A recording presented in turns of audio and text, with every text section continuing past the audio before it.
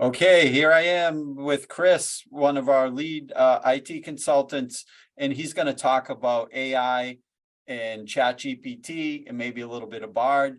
And why don't you take it away, Chris? All right, so ChatGPT has been in the news a lot lately. A lot of people have been flocking to it to get help with all sorts of things it has, or they don't want, they didn't get any information from a Google search, so they asked ChatGPT. How accurate it is it seems to vary. Sometimes it gives very useful information, other times it's way off. Like if I just spit out an email like, hey, send XYZ an email about this, and that, in a like IT terms, it doesn't know the infrastructure and it might be wildly inaccurate.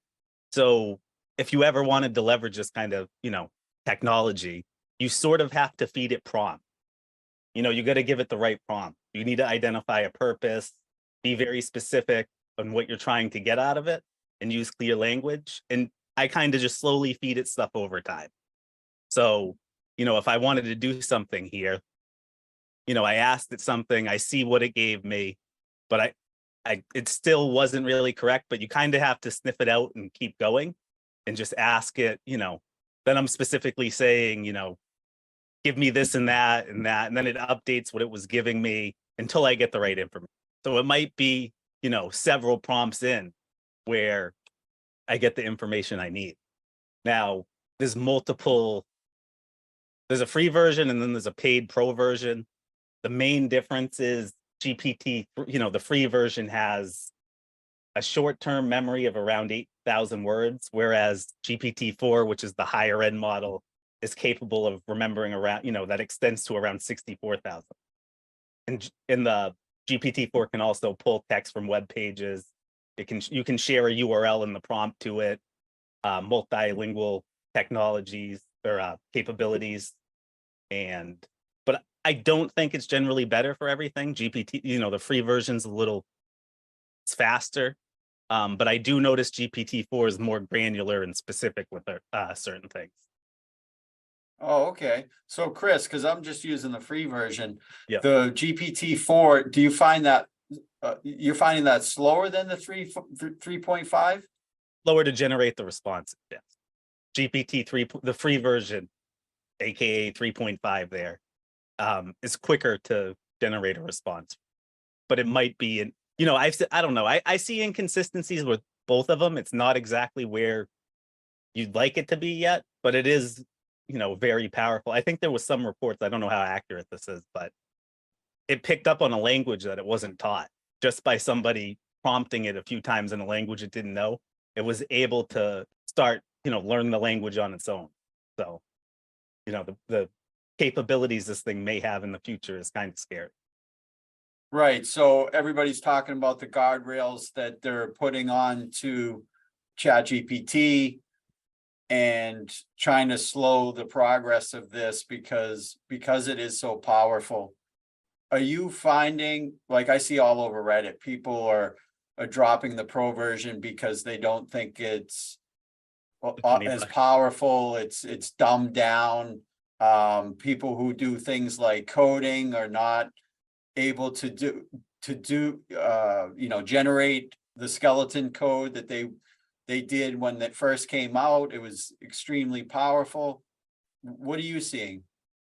It did. You probably see a bunch of YouTube videos too, where they, asked it some kind of hacking question, and then they eventually quickly put something in place there where it tells you, oh, I'm only a AI language model, that's highly unethical or illegal, and it will.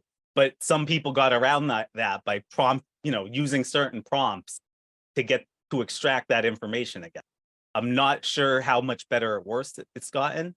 I mean, it works generally the same, but it depends on your use case. If you need current events, you're probably better off using something like Google Bard. Because Great. GPT is up to, what is it, September 2021? So what are some of the differences that you see with Bard versus ChatGPT? To be honest, no, I mean, it might.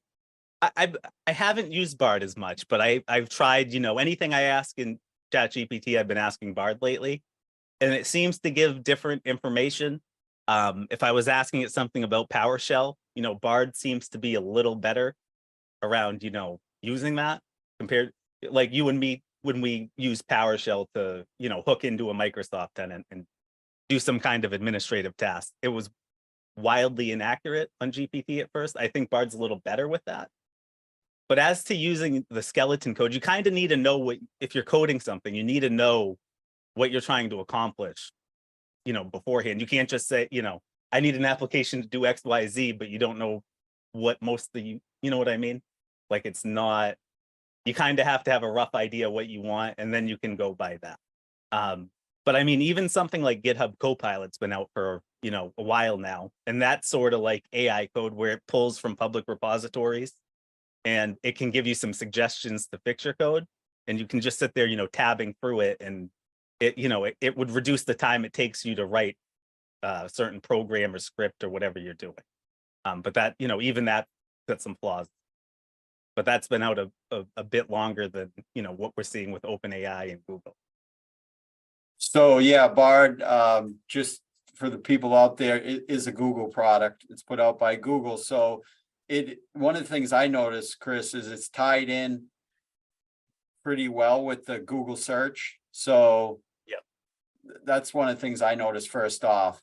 And yeah, they are different. I use them both, but not extensively, not as much as I should, but they're both good products.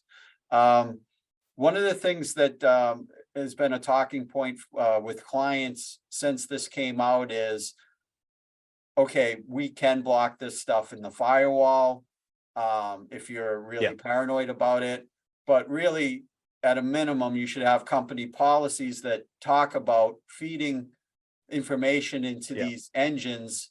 Because remember, once you feed it in, just like anything else on the internet, once it's posted, social media and things like that, same idea. Yeah. It's somewhere, it's in a database somewhere. And you don't want to feed in any personal identifying information. You don't want employees doing that. You don't want trade secrets going out, things like that. So just something to keep in mind and something to talk to your IT person about, because this is ever evolving. Well, all right, Chris, thanks a lot for your help. We appreciate the information, and we'll talk to you later. All right.